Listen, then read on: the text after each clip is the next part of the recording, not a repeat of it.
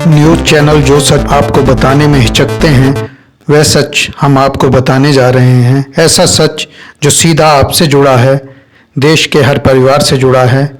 हम आंकड़ों और सरकारी लेखा जोखा को लेकर ही इस पर बात करेंगे, क्योंकि इस सच को जानना आप सबके लिए बहुत मायने रखता है। हम आपको बताने जा रहे हैं अर्थशास्त्र के उस नियम के बारे में जिसका इस्तेमाल जनता की आंखों में धूल झोंकने के लिए किया जा रहा है। हम आपको बताने जा रहे हैं सरकार की उस हाथ की सफाई के बारे में जिससे बढ़ती बेरोजगारी को भी वह कम बता रही है। केंद्र सरकार ने 23 जुलाई को सावधिक श्रम बल सर्वे यानी पीरियोडिक लेबर फोर्स सर्वे, जिसे संक्षेप में PLFS भी कहते हैं, जारी किया। इसमें जुलाई 2019 से जून 2020 तक के बेरोजगारी के आंकड़े बता रहे हैं कि इस दौरान देश में बेरोजगारी दर कम हुई। एक बार फिर गौर से सुनिएगा कि जुलाई 2019 से जून 2020 के बीच बेरोजगारी दर घटी। ये वो समय है जब कोरोना की वजह से लॉकडाउन जारी था देश में, और सरकार कह रही है कि इस दौरान, लॉकडाउन के दौरान देश में बेरोजगारी कम हुई, यानी रोजगार बढ़े। यानी कोरोना की वजह से जब आर्थिक गतिविधियां ठप हो गई थीं, GDP नकारात्मक थी, तब रोजगार बढ़ रहे थे। ये एक सफ़ेद झूठ है, मगर इसे आंकड़ों से बड़ी सफाई से दिखाया गया है। PLFS के यूजुअल स्टेटस के आंकड़े बता रहे हैं कि देश में बेरोजगारी दर जो 2017-18 में 6.1% थी, वह 2018-19 में घटकर 5.8% और 2019-20 में 4.8% ही रह गई। पिछले साल मार्च से जून के बीच जब लॉकडाउन जारी था और बेरोजगारी दर सबसे ऊंची थी, काम धंधे ठप थे, सरकार बता रही है कि तब रोजगार बढ़ रहे थे और बेरोजगारी कम हो रही थी। ऐसा कैसे संभव है?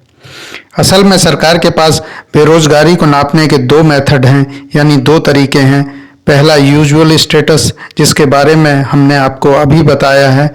इस तरीके से बेरोजगारी को नापते समय पूरे साल का पैमाना लिया जाता है। अगर किसी व्यक्ति को वर्ष में कुछ महीने या कुछ सप्ताह काम मिला है तो उसे बेरोजगार नहीं गिना जाएगा। दूसरा तरीका करंट वीकली स्टेटस यानी CWS है। इसमें हर सप्ताह के आधार पर आकलन होता है कि किस सप्ताह कितनों को रोजगार मिला और कितने बेरोजगार रहे। इन सप्ताहों को जोड़कर ही महीने और वर्ष का बेरोजगारी दर का औसत निकाल लिया जाता है।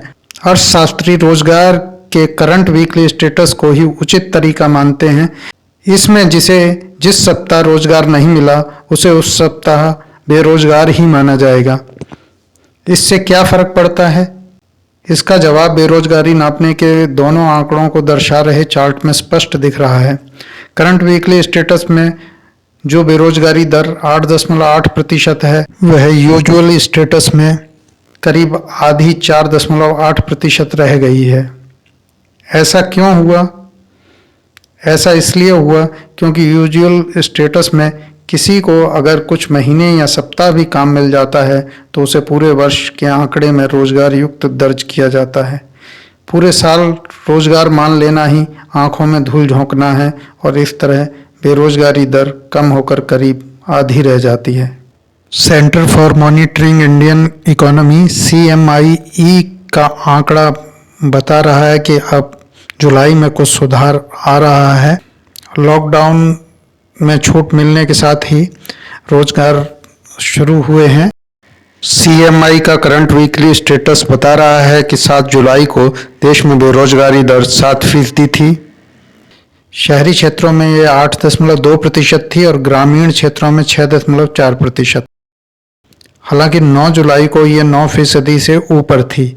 इस तरह धीरे धीरे बेरोजगारी दर में नीचे जा रही है और स्थिति में कुछ सुधार आ रहा है जैसे जैसे आर्थिक गतिविधियां शुरू हो रही हैं लॉकडाउन के बाद। इस तरह से आप देख सकते हैं कि आंखों में धूल झोंकना क्या होता है। जनता की आंखों में धूल झोंकने के लिए सरकारी आंकड़े किस तरह से इस्तेमाल किए जाते हैं। आज दिल्ली दिल देश में इतना ही, फिर मिलते हैं। धन्यवाद। वीडियो पसंद आने पर चैनल को सब्सक्राइब अवश्य करें।